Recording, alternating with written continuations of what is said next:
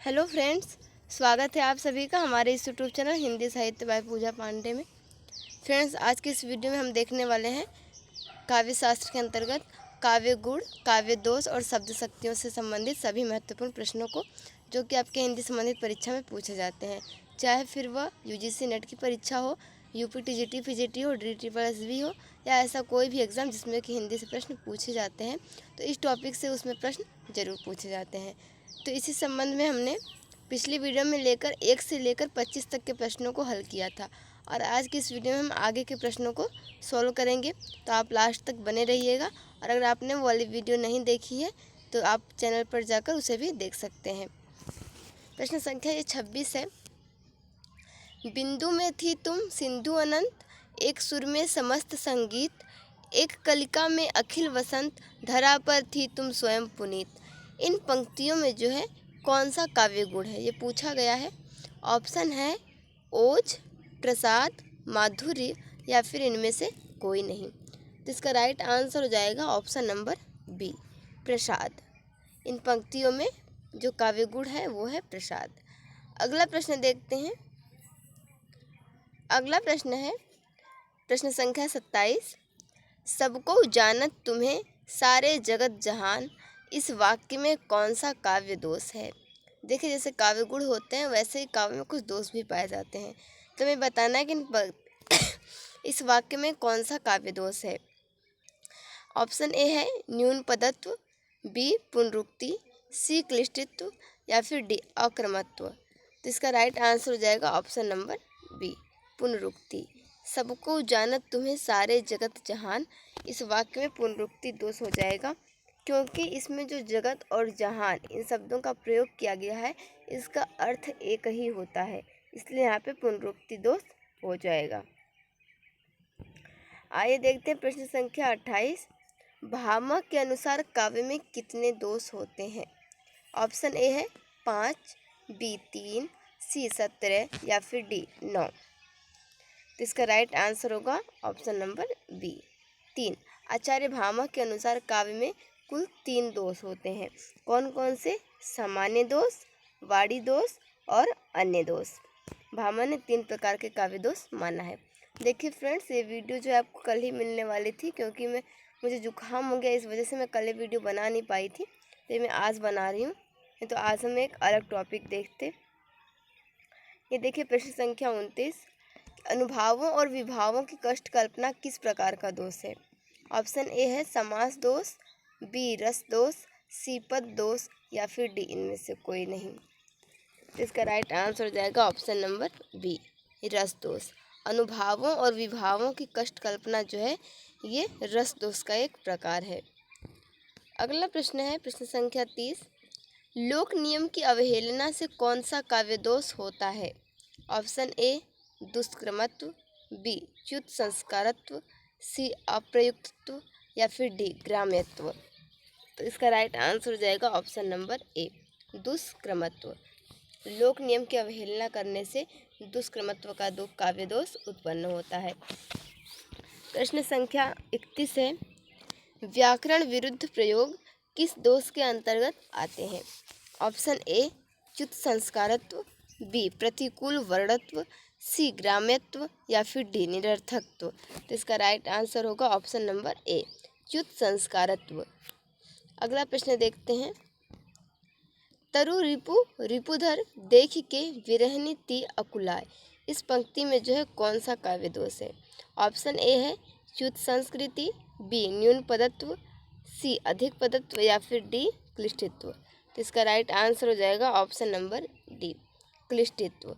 इस पंक्ति में जो है क्लिष्टित्व दोष है। आइए हम देखते हैं अगला प्रश्न।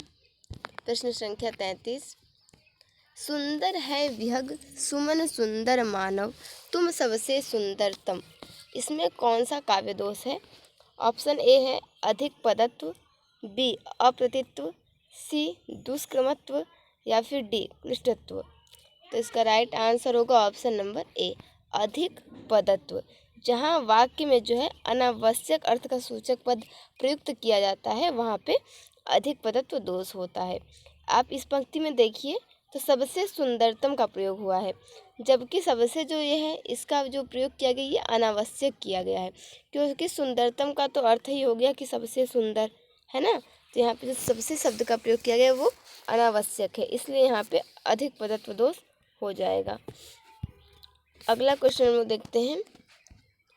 काव्य दोषों की सर्वप्रथम व्याख्या प्रस्तुत करने वाला ग्रंथ है। ऑप्शन ए है नाट्यशास्त्र, बी काव्यालंकार, सी साहित्य सर्वस्व या फिर डी काव्यालंकार सूत्र। तो इसका राइट आंसर हो जाएगा ऑप्शन नंबर डी काव्यालंकार सूत्र। इस ग्रंथ में जो सबसे पहले काव्य दोषों की व्याख्या की गई और किसके द्वारा की गई, तो आचार्य वामन, यानी कि काव्यालंकार सूत्र किसकी रचना है, तो आचार्य वामन की रचना है। आइए आगे देखते हैं। प्रश्न संख्या 35। अभिधा उत्तम काव्य है, मध्य लक्षणा लीन, अधम व्यंजना रस विरस, उल्टी कहत नवीन। ये जो उपयुक्त कथन दिया है ये किस रीतिकालीन कवि का है। ऑप्शन ए है मतीराम, बी केशवदास, सी देव या फिर डी बिहारी। इसका राइट आंसर हो जाएगा ऑप्शन नंबर सी। ये जो है देव का कथन है और ये रीतिकालीन कवि हैं कि अभिधा उत्तम काव्य है, मध्य लक्षणा लीन, अधम व्यंजना रस विरस, उल्टी कहत नवीन। आइए आगे देखते हैं। इनमें कौन शब्द शक्ति का भेद नहीं है। ऑप्शन ए है व्यंजना, बी श्रोता, सी अभिधा या फिर डी लक्षणा। इसका राइट आंसर हो जाएगा ऑप्शन नंबर बी श्रोता। श्रोता जो है ये शब्द शक्ति का भेद नहीं है, अन्य तीनों व्यंजना, अभिधा और लक्षणा ये क्या है, शब्द शक्ति के भेद हैं। अगला प्रश्न है, शब्द के अर्थबोधक आधार को क्या कहते हैं। ऑप्शन ए है शब्दार्थ, बी शब्द योग, सी शब्द शक्ति या फिर डी शब्द मूल। तो इसका राइट आंसर होगा ऑप्शन नंबर सी शब्द शक्ति। शब्द शक्ति किसे कहते हैं, जो हमें शब्दों के अर्थबोधक आधार को हम क्या कहते हैं, शब्द शक्ति कहते हैं। और शब्द शक्तियाँ कितनी होती हैं, तो 3 प्रकार की होती हैं। कौन कौन सी, अभिधा, लक्षणा, व्यंजना। अगला प्रश्न है प्रश्न संख्या 38। मुख्यार्थ बाधा किस शब्द शक्ति का लक्षण है। ऑप्शन ए है अभिधा, बी लक्षणा, सी व्यंजना या फिर डी इनमें से कोई नहीं। इसका राइट आंसर होगा ऑप्शन नंबर बी लक्षणा।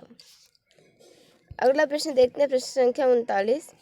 शब्द की वह शक्ति जिससे वाच्यार्थ प्रकट होता है क्या कहलाती है।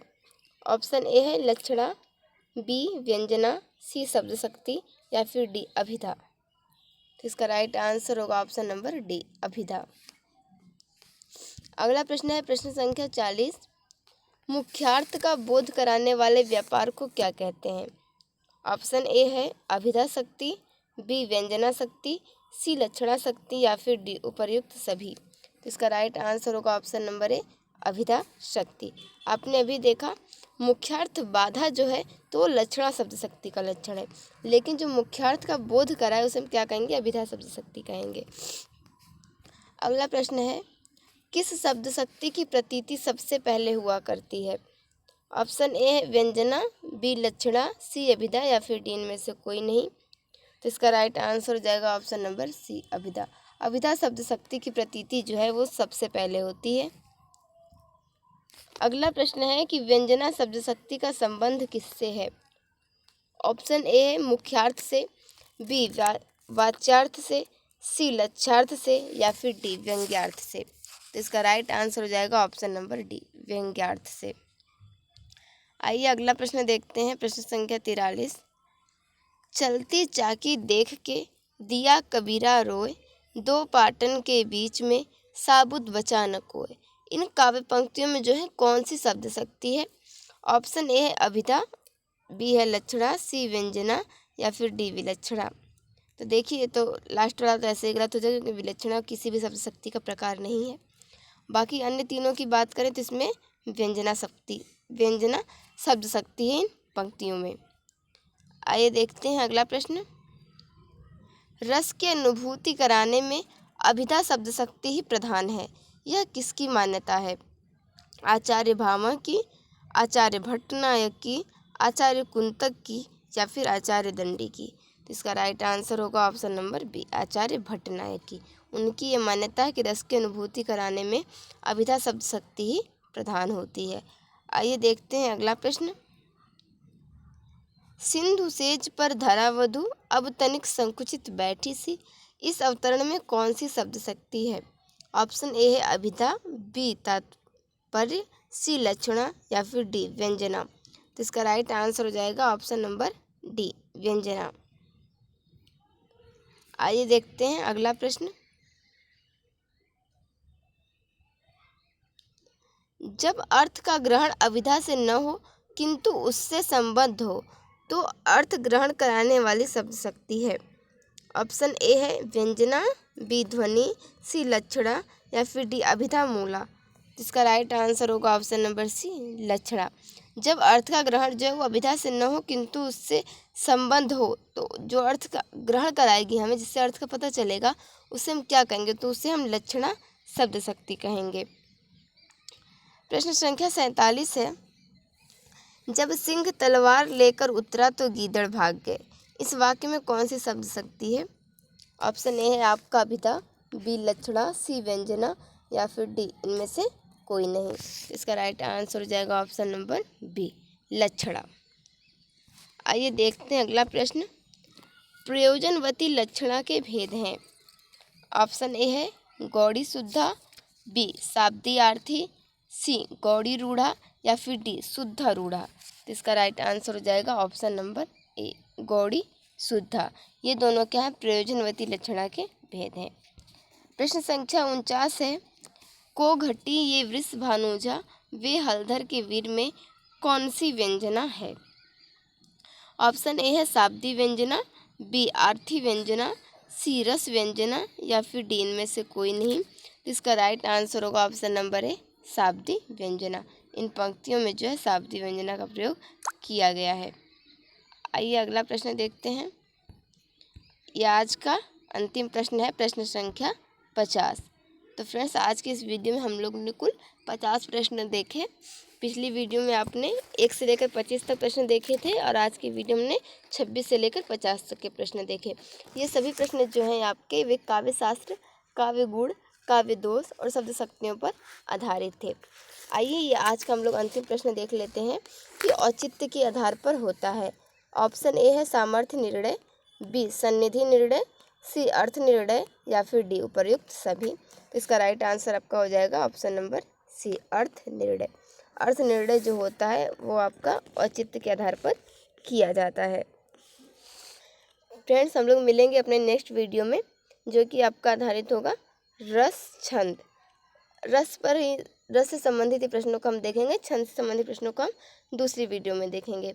तो 1 से लेकर 50 तक के प्रश्नों के लिए आप लोग तैयार रहिए। 50 महत्वपूर्ण प्रश्नों को हम देखेंगे जो कि रस से संबंधित होंगे और विभिन्न प्रकार की प्रतियोगी परीक्षाओं में पूछे गए होंगे। ओके फ्रेंड्स, आप लोग अपनी पढ़ाई जारी रखिए। मिलते हैं हम लोग नेक्स्ट वीडियो में। Thank you for watching this video.